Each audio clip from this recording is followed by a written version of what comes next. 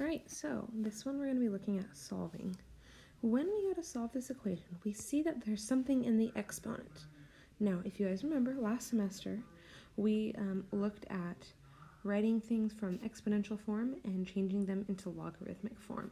So just a little reminder, we have y equals, say, a to the x. If we need to solve for x, say, and we can't in the format that it's written in, we have to then change it into log base a of y equals x, and then we get our answer. So it's that circular rewrite that we talked about. It goes both ways, and then if you have that base there, and that's the same base. So now we're going to use that knowledge to go ahead and solve this equation.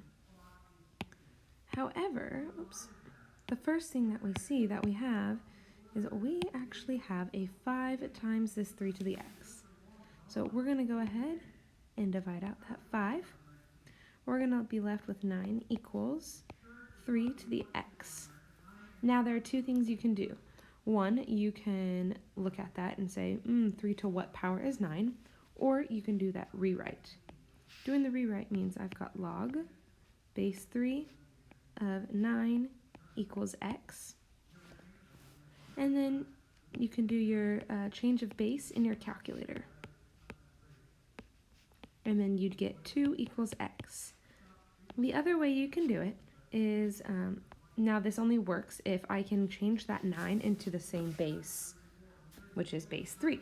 So I can go ahead and change 9 to 3 squared, and then I have 3x, which if 3 squared equals 3 to the x, then 2 equals x.